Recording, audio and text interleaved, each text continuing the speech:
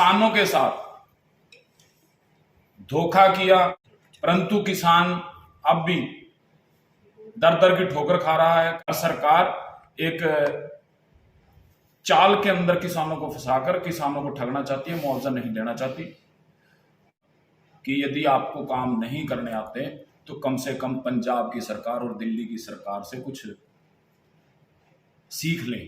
आपके सरकार में मंत्री है जो उसने हरियाणा की बेटी के साथ गलत किया, वो बेटी दिन रात दिन गुहार लगा रही है, आप उसी को प्रताड़ित कर रहे हो बजाय अपने मंत्रियों को कुछ कहने के लिए। कुरुक्षेत्र के अंदर अल्पकालीन विस्तारक का एक अभियान इन्होंने छेड़ रखा है। पूरी लोकसभा के इनके प्रचारक मंडल, ये मंडल वो मंडल इकट्ठा हो रहे हैं। अरे उस मंच पे आपने एक चार्जशीट दाखिल हुए व्यक्ति को बिठा रखा है। क्या कहेंगे आज प्रेस वार्ता बताइए क्या आज की इस प्रेस वार्ता में पत्रकार सभी साथियों का स्वागत है। आज लोकल और प्रदेश के कई अहम मुद्दों को लेकर आज की ये प्रेस वार्ता रखी गई। इसमें कुछ स्थानीय मुद्दे हैं और कुछ प्रदेश के मुद्दे। जिस तरह से इस सरकार ने किसानों के साथ धोखा किया, उनका मजाक बनाया, सबसे महत्वपूर्ण विषय आज का ये है, क्योंकि किसानों को जिस समय बाढ़ थी सरकार ने एक लुभावने वादे किए, मुख्यमंत्री जी ने हेलीकॉप्टर से दौरे किए कि किसानों की जितनी फसल खराब हुई सभी को एक वाजिब मुआवजा दिया जाएगा, परंतु किसान अब भी दर दर की ठोकर खा रहा है, कहीं सरकारी कार्यालयों के चक्कर काट रहा है। अभी एक हफ्ता पहले जिला कार्यालय पर जिला कुरुक्षेत्र के सभी किसानों ने इकट्ठा होकर धरना दिया था। डीसी साहब से भी बात हुई। सरकार कहती है कि जिस किसान ने दोबारा फसल लगा ली और उसकी दोबारा फसल ठीक खड़ी है तो हम उसका मुआवजा नहीं देंगे, और यदि देंगे भी तो जब वो फसल मंडी में जाएगी, उसकी बिक्री होगी, उस पे पोर्टल पे चेक करेंगे कि किसान की कितनी फसल उसके पोर्टल पर बिकी है। तो इन अनपढ़ जो मैं कहूंगा अफसर भी और लीडर भी जो बीजेपी के राज में शासन पर बैठे हैं, उन्हें इस चीज की जानकारी होनी चाहिए कि जब किसान की पहली फसल खराब हो गई और उसने खेत खाली ना छोड़कर दोबारा फसल को उसको बीजने का कार्य किया, तो दूसरे बार की बीजी हुई फसल पहली तो बार उस पर खर्चा बहुत ज्यादा होगा और उसकी जो निकासी है वो नाम मात्र ही रहेगी। पर सरकार एक चाल के अंदर किसानों को फंसाकर किसानों को ठगना चाहती है, मुआवजा नहीं देना चाहती। तो मैं सरकार से दरखास्त करूंगा कि आपका जाते जाते कुछ दिन समय बाकी बचा है, आपके जो बुरे कर्म है शायद उनका पश्चाताप हो जाए। कम से कम किसानों को इस मार से आप उनका मजाक ना बनाएं जो प्राकृतिक आपदा में किसानों का नुकसान हुआ। एक सरकार ने पिछले कुछ दिन पहले हमारे यहाँ के विधायक ने एक दावा किया कि हमने सर्वे कर लिया है कॉलोनियों का, जिन कॉलोनियों में मकानों का नुकसान हुआ। आज तक कोई रिपोर्ट सार्वजनिक नहीं हुई, ना किसी को मुआवजे के नाम पर 1 रुपया भी दिया गया। शहर के जो सड़कों के हालात हैं वो सब आपके सामने है। किसी भी सड़क से आप गुजर जाए तो मुझे नहीं लगता कि आप आकर आपको मैं तो ये कहूंगा कि पेट में दर्द ना हो। आपकी जो बोलते हैं ना दर्द डिग जाती है, आप किसी भी सड़क से गुजर जाएं, जब आएंगे तो आपकी तबीयत खराब मिलेगी आपको। उसकी तरफ कोई ध्यान नहीं है। एक आपको 5 साल का मौका दिया था यहाँ की जनता ने म्युनिसिपल कमेटी में अपनी सेवाएं देने का। आप अपने तानाशाह रवैये से, आप अपनी चालबाजी से, आवर क्लेवर बनकर आपने जनता को गुमराह करके आप उस 5 साल के अपने शासन को 7 साल पे ले गए, जो आप जनता के साथ धोखा कर रहे हैं। थानेसर की जनता म्युनिसिपल कमेटी का चुनाव चाहती है। जो यहाँ पर पक्ष और विपक्ष दोनों बैठे हैं वो दोनों मिलकर अपनी चतुराई को लोगों पर हावी करके और चुनाव नहीं होने देना चाह रहे। एक व्यक्ति कोर्ट में चला जाता है, दूसरा, आपको पता ही, जब कोर्ट के कोई मुद्दा बीच में आ जाएगा तो टाइम लंबा चला जाएगा और उसकी मार थानेसर की पूरी जनता को भुगतनी पड़ रही है। जो आप उसका, यदि किसी ने प्लाट की कोई वो बनवानी हो एनडीसी, तो उसको समझ में आ जाएगा कि कमेटी के अंदर चल क्या रहा है।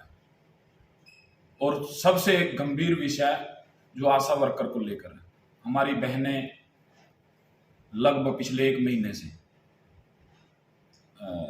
धरने पर हैं। उनमें से पुलिस की मार ना झेल पाने के कारण एक महिला की मौत भी हो गई यमुनानगर के अंदर। आपको भी जानकर दुख होगा कि 4,000 रुपए मासिक वेतन पर 24 घंटे काम लिया जाता है उन महिलाओं से। तो बड़ी शर्म की बात है। मैं सरकार से दरखास्त करूंगा कि यदि आपको काम नहीं करने आते तो कम से कम पंजाब की सरकार और दिल्ली की सरकार से कुछ सीख लें। जिस तरह से भगवंत मान जी ने पंजाब के अंदर लोगों को बिजली से राहत दी, पानी से राहत दी, हर दूसरे दिन कर्मचारियों को पक्का किया जा रहा है, नई वैकेंसियां निकाली जा रही हैं, तो हरियाणा सरकार को भी सुध लेनी चाहिए। और आगे की सुमित भाई रघुवीर जी, आप 11 तारीख को किसानों का प्रदर्शन है, आम आदमी पार्टी से साथ देगी, जाएंगे आप लोग? पार्टी का जैसा स्टैंड होगा वो समय पर बता दिया जाएगा। हम जब पीछे अब जिला कार्यालय पर किसानों ने जो प्रदर्शन किया, मैं उस प्रदर्शन में था, क्योंकि मेरा गांव जोगनाखेड़ा और आसपास के काफ़ी गांव के किसान वहां पर थे। हमने पूरा दिन वहां पर धरना दिया और सरकार को जगाने का कार्य किया। पार्टी का किसान आंदोलन को लेकर जैसा भी स्टैंड होगा वो आपको समय पर बता। आपने बिजली आंदोलन की तरह, जैसे बिजली आंदोलन में आपने एक मुहिम चलाई, तो क्यों ना जैसे आशा वर्कर हैं या किसान है, कोई ऐसी मुहिम आप शुरू करें ताकि इनको इंसाफ मिल सके। क्योंकि आम आदमी पार्टी दावा भी करती है कि हम सरकार बनाएंगे, तो ये बड़ा जरूरी हो जाता है। बिल्कुल सही कहा आपने। बिजली आंदोलन को लेकर हमने लोगों को, बीच में हम गए थे, लोगों से हमने बात करी थी, लोगों को बताया कि जिस तरह दिल्ली और पंजाब में हर महीने 300 यूनिट बिजली फ्री दी जा रही है, उसी तर्ज पर हरियाणा को भी बिजली आम आदमी पार्टी की सरकार बनने पर फ्री दी जाएगी। 90% पंजाब की जनता का जो बिजली का बिल है वो 0 आता है। इसमें प्रत्येक वर्ग ने बिजली आंदोलन को पसंद किया। पार्टी के अंदर अब इस पर एक पूरा चर्चा करके एक तैयार किया जा रहा है पूरा एजेंडा कि हम किसानों और आशा वर्कर की आवाज को उठाएंगे। वो किस तरीके से उठाएंगे, पार्टी की जैसी भी नीति होगी उसके बाद में चर्चा करेंगे। राज्य मंत्री संदीप सुमित जी बात करें। जी सुमित जी, आप राज्य मंत्री संदीप सिंह के जो आरोप लगे थे, चार्जशीट भी दाखिल होगी, अब तक गिरफ्तारी की हुई नहीं पेश हुई, तो आप क्या स्टैंड है पार्टी का? मैं आपको आपकी सारी बात के सवालों के जवाब देंगे। मुख्य तौर पे हमारे जिला के अध्यक्ष ने जिले की समस्याओं को आपके सामने रखा। अगर प्रदेश की बात करें तो अगर प्रदेश की हालत जो बताने लगेंगे तो पत्थर भी आंसू बहाने लगेंगे।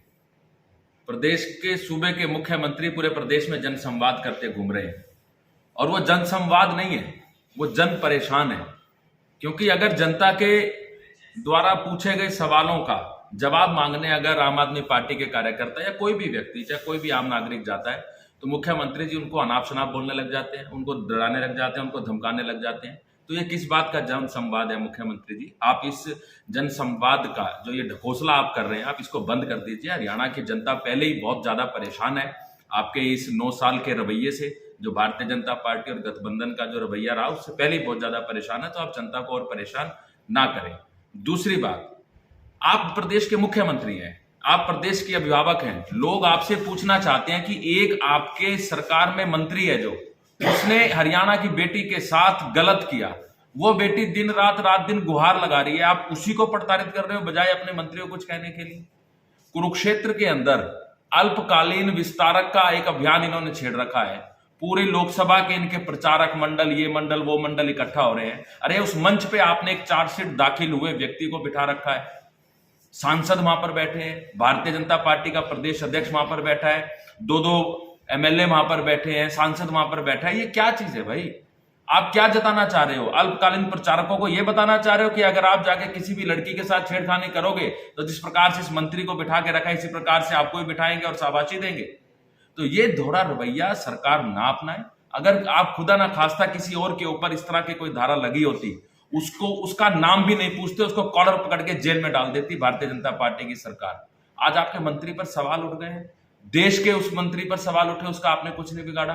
तो ये सारी की सारी चीजें दुर्भाग्यपूर्ण है।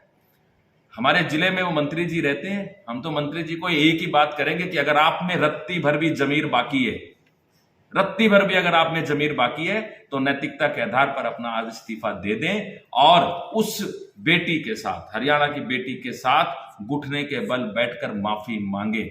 और आपको ये बात करनी पड़ेगी। अगर आप ये नहीं करेंगे तो ध्यान रखना, जिस तरह महाभारत के अंदर कौरवों की हार हुई थी, इन भारतीय जनता पार्टी के सभी कौरवों की हार होगी। मुख्यमंत्री के दौरे से पहले आम आदमी पार्टी के कार्यकर्ताओं को यहाँ भी उठाया था और अब मराठी को भी उठाया गया था, जेल में बंद कर दिया गया। ये इनकी डरपोक का नतीजा है। मैं आपको बताऊं, जब खट्टर डलता है पुलिस को आगे करता है। हमारे जिलाध्यक्ष को उठा लिया गया था, हमारे हरियाणा के सह सचिव हैं डॉक्टर विशाल कुब्बड़, मैं खुद, हम तीनों को उठा लिया गया। हमें ऐसे थाने में लेके गए जहां पे वो थाना कभी भी गिर सकता था, फिर हमें सीआईए के अंदर रखा गया। मतलब किस लिए? हम लोग अपराधी हैं, हम लोग आतंकवादी हैं? हमने सिर्फ यही तो कहा था कि वार्ड नंबर 25 की गली कब बनेगी। मुख्यमंत्री जी आप आ रहे हैं, इसको जो आपका ये विधायक यहाँ पे बिठा रखा है, इस विधायक से पूछो कि 3500 करोड़ रुपए कहां लगा दिए। यही तो सवाल थे जगबीर जोगना खेड़ा जी के, जो मुख्यमंत्री जी से पूछना चाहते थे। आप 3500 करोड़ रुपए का अगर आपसे कोई सवाल पूछ लेता है, आप उसको जेल में डाल देते हो, आप उसके ऊपर धमकियां देने लग जाते हो। तो मुख्यमंत्री जी आप ये ढकोसलेबाजी ना करो। और जो आप ये चीज बोलते हो ना, पोर्टल की सरकार, पोर्टल की सरकार, आपकी कोई पोर्टल की सरकार नहीं, आपकी सिर्फ और सिर्फ प्रोपेगेंडा की सरकार है। G20 में कांग्रेस के अध्यक्ष को भी नहीं बुलाया गया और अरविंद केजरीवाल भी, क्योंकि दिल्ली में हो रहा है, कि उसकी भी दूरियां आप देख सकते हैं। देखिए तो मैं इस बारे में आपको एक बात बता देता हूँ। ये जो G20 है, ये एक इंटरनेशनल लेवल का एक समिट है, तो इसके अंदर हम राजनीतिक बात ना ही करें तो ज्यादा बेहतर है। लेकिन G20 की आड़ में अगर कोई भी राजनीतिक दल राजनीति करेगा तो देश के लोग, देश की जनता उसको माफ नहीं करेगी, उसको सत्ता से बाहर निकालने का काम करेगी। नहीं, मेरा क्वेश्चन ये है कि बुलाना, क्योंकि दिल्ली के मुख्यमंत्री हैं, दिल्ली में G20 हो रही है, कांग्रेस के नहीं, हमें तो ये बात पता चली थी खट्टर साहब भी वहां जा रहे हैं। अब खट्टर साहब हरियाणा के मुख्यमंत्री तभी जा रहे होंगे, तो सारे मुख्यमंत्रियों को बुलाया गया होगा। और अगर स्पेशल किसी खास वजह से किसी भी प्रदेश के किसी भी मुख्यमंत्री को नहीं बुलाया गया, तो ये उनकी दोगलापंती है, ये अपने आप को छुपाने की बात है। शुक्रिया।